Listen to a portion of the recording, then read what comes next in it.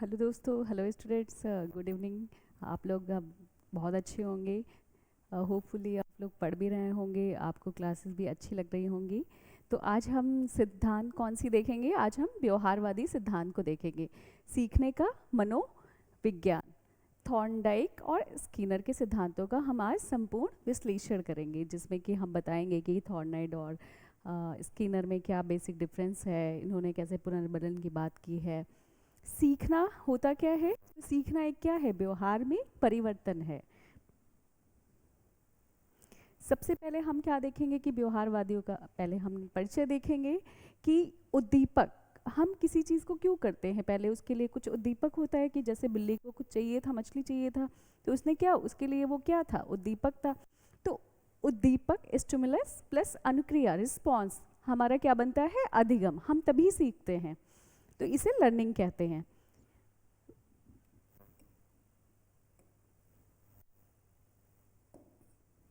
व्यवहारवादियों का क्या मानना था कि बच्चे के व्यवहार में परिवर्तन लाया जा सकता है। बच्चे के व्यवहार में परिवर्तन, जैसे कि आपने कुछ पुरस्कार दे दिया तो क्या है, बच्चा को अच्छा लगता है तो वो क्या करेगा कि कार्य को जल्दी कार्य करेगा। अगर आपने डरा दिया तब भी बच्चा कभी कभी क्या होता है कि वो कार्य को करता है। तो थॉर्नाइड और स्किनर, सबसे पहले जानेंगे कि थॉर्नाइट का प्रयास और त्रुटि का सिद्धांत। तो इन्होंने बात की कि बच्चा बार बार क्या करता है, प्रयास करता है, उसमें त्रुटियां भी करती है, लेकिन बार बार करने से क्या करता है, बच्चा सीख जाता है। इसी प्रकार उन्होंने यह प्रयोग बिल्ली पे किया था, जिसे हम एसआर थ्योरी कहते हैं, स्टिमुलस रिस्पॉन्स थ्योरी। और संबंधवाद की बात इन्होंने की थी। बच्चा जितनी बार प्रयास करेगा त्रुटियां होंगी और अंत में वह सीख जाएगा। ये भी यूएस के थे और आपके स्किनर भी यूएसए के ही थे। त्रुटियां असफलता नहीं, सीखने का हिस्सा है। आप आज याद कर रहे हैं, हो सकता है कि आपको आज डिफ़िकल्ट लग रहा है, लेकिन आप कई बार डेली डेली वही चीज़ याद कर रहे हो, आप बार बार उसे रिवाइज कर रहे हो, तो आपको समझ कर पढ़ रहे हो तो वो चीज़ अच्छे से याद हो जाएगी। तो प्रयोग भूखी बिल्ली पे किया और उन्होंने क्या देखा कि सफलता कैसे मिला कि बिल्ली बार बार क्या कर रही थी, प्रयास कर रही थी और लीवर दबा और उसे उद्दीपक, उत्तेजना, पहले तो वो क्या हुई, उद्दीपक उसके लिए मछली था, उसके लिए बार बार प्रयास कर रही थी कि मुझे कैसे मिले। अब वो बार बार रिस्पॉन्स कर रही थी, अनुक्रिया कर रही थी, और लास्ट में क्या होता है, पिंजरा खुल जाता है और उसे मछली मिल जाती है। तो निष्कर्ष यही निकलता है कि फिश को देखकर ही अनुक्रिया होती है, क्योंकि उसे फिश चाहिए थी, इसलिए वो बार बार बिल्ली अनुक्रिया कर रही थी। इन्होंने मुख्य 3 नियम बताए थे, जो मैं पहले भी बताई थी। तत्परता का नियम, अभ्यास का नियम, प्रभाव का नियम। लॉ ऑफ रेडीनेस, यह क्या है कि सीखने के लिए इच्छा शक्ति जरूरी है। आपको सीखने के लिए क्या, अगर आपको टीचर बनना है तो उसके लिए आपको दृढ़ प्रतिज्ञ होना पड़ेगा, आपकी इच्छा शक्ति अच्छी होनी चाहिए। बिना रुचि के ज्ञान नहीं दिया जा सकता है। उसी प्रकार आप अभ्यास का, करत करत अभ्यास ते जड़मति हुई सुजान। तो आप बार बार अभ्यास किसी चीज़ का करेंगे तो आपको प्रैक्टिस, अगर आपको फिट रहना है तो एक्सरसाइज या व्यायाम रोज करना होगा, तब आप फिट होंगे। आप सोचो कि बस आज मैं एक दिन कर लिया, तो आप नहीं हो पाएंगे। प्रभाव का नियम, संतोष, अगर आपको सेटिस्फैक्शन है तो दोहराओ, और असंतोष है तो आप क्या करोगे, उस चीज़ को त्याग करोगे। तो सबसे पहले हमें क्या जानना होगा कि तत्परता का नियम, अभ्यास का नियम और प्रभाव का नियम क्या है। हम किसी चीज़ के लिए पहले तत्पर होते हैं, फिर हम क्या करते हैं, उसके लिए अभ्यास करते हैं, और अभ्यास करने से क्या होता है, उस पर प्रभाव पड़ता है, रिजल्ट्स आपके अच्छे आते हैं। इन्होंने 5 गौड़ नियम की भी बात की थी, जिसे इन्होंने कहा था बहु अनुक्रिया का नियम, मल्टीपल रिस्पॉन्स थ्योरी, सही विधि मिलने तक अनेक प्रयास करना।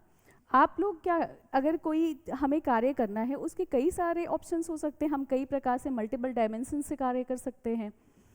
आंशिक क्रिया, हम कोई प्रॉब्लम है उसे छोटे छोटे टुकड़ों में क्या करना चाहिए, हिस्सों में बांट लेना चाहिए। तो समस्या को क्या करना चाहिए, छोटे हिस्सों में बांटना। आत्मीकरण, एसिमिलेशन, मतलब पूरे ज्ञान और जो नया ज्ञान है दोनों का नई समस्या में उसे हम उपयोग कर सकते हैं, एसिमिलेशन। मनोवृत्ति,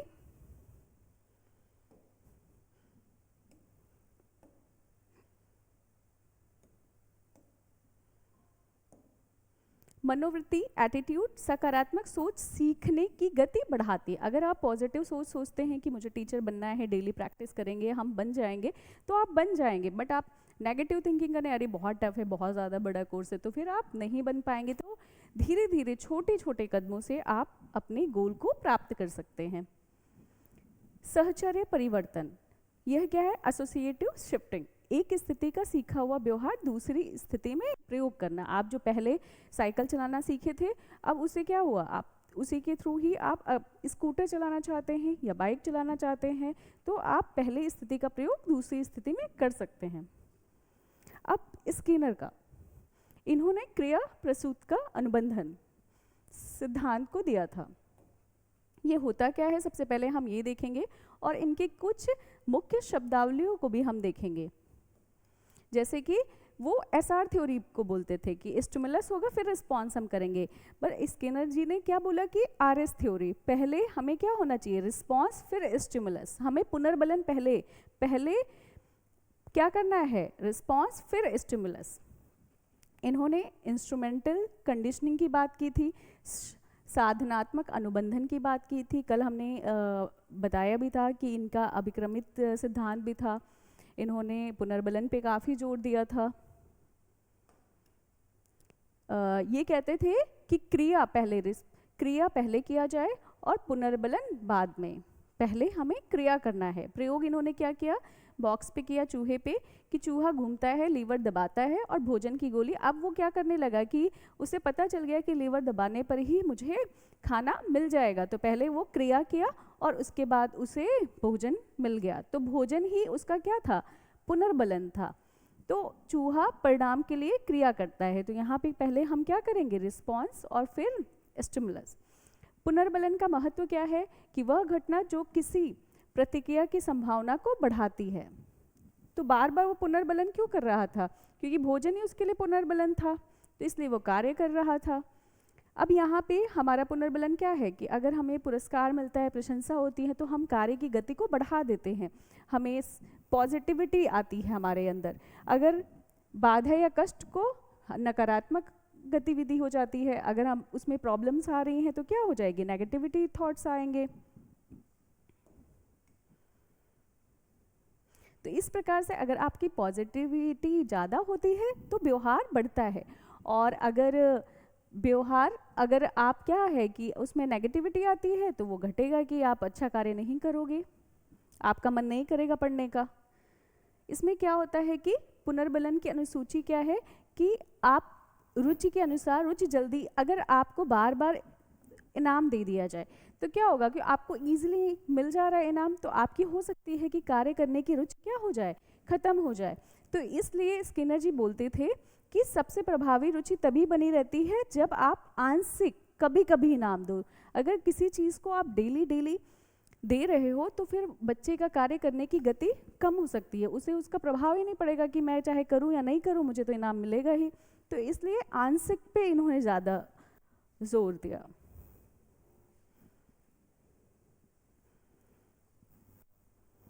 शैक्षिक उपयोग, आकृतिकरण और निर्देश, इन्होंने क्या बताया कि सबसे पहले व्यवहार को धीरे धीरे इच्छित रूप देते हैं, आकृतिकरण शेपिंग, फिर अभिक्रमित अनुदेशन, उसको प्रोग्राम्ड इंस्ट्रक्शन दिया जाए, छोटा पद लिया जाए, फिर सक्रिय अनुक्रिया, फिर उसके बाद उसकी तुरंत प्रतिपुष्टि दिया जाए।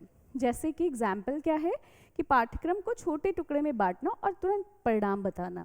मुझे एक किसने कहा था ये बात कि मुझे एक बच्चा दो मैं कुछ भी बना सकता हूँ, वॉटसन ने कहा था। क्योंकि बच्चा क्या होता है, कहते हैं ना कि बच्चा एक कोरे कागज की तरह है, कोरे कागज की तरह है।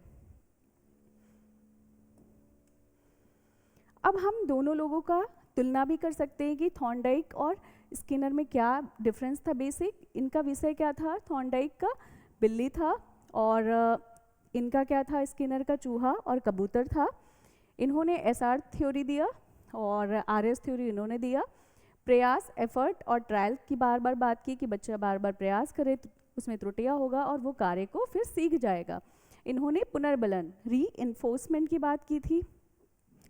थॉर्नडाइक ने मछली स्टिमुलस उसके लिए क्या था, मछली था, गन था, और यहाँ पे लीवर दबाना था कि बार बार उसे कार्य वो सीखा कि इस कार्य से मुझे गोली, मछली की गोली या जो भी भोजन है मुझे मिल जाएगा। हम बच्चों के लिए इसका उपयोग कैसे कर सकते हैं? जैसे कि त्रुटियां उसे करने दो, बार बार गलती करेगा बट बच्चा सीखेगा, खुद से सीखेगा कि क्या सही है क्या गलत है। अगर आप तुरंत उसे सॉल्व कर देंगे या रिजॉल्व कर देंगे प्रॉब्लम को, तो बच्चा तुरंत नहीं सीख पाएगा, लेकिन वो गलतियों से ही अपने सीखता है। इसीलिए अब क्या है, करके सीखने पे आज के नई शिक्षा नीति में आपके करके सीखने पे ज़्यादा जोर दिया जाता है कि बार बार अभ्यास करो, सीखने के लिए तैयार रहो, शाबाशी दो, जटिल पाठ को छोटे छोटे भागों में बांटो और तुरंत रिजल्ट बताओ। इसमें यही है कि परीक्षा सूत्र क्या है कि थॉर्नडाइट के 3 मुख्य नियम जो मैंने अभी बताया, 5 गौण नियम हैं। त्रुटियां ही सीखने का रास्ता है।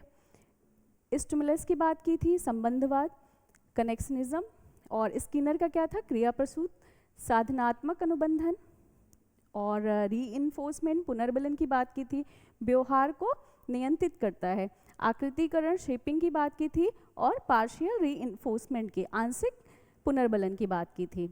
तो दोनों सिद्धांत बताते हैं कि वातावरण अभ्यास और परिणाम सीखने को आकार देता है। थॉर्नडाइट की तरह ही आप लोग भी अभ्यास करें और स्किनर की तरह खुद को पुनर्बलन दें। इससे क्या होगा कि आपको ये क्वेश्चन आसानी से आप सॉल्व कर सकते हैं और होपफुली आपको क्लास अच्छी लगी होगी। Thank you.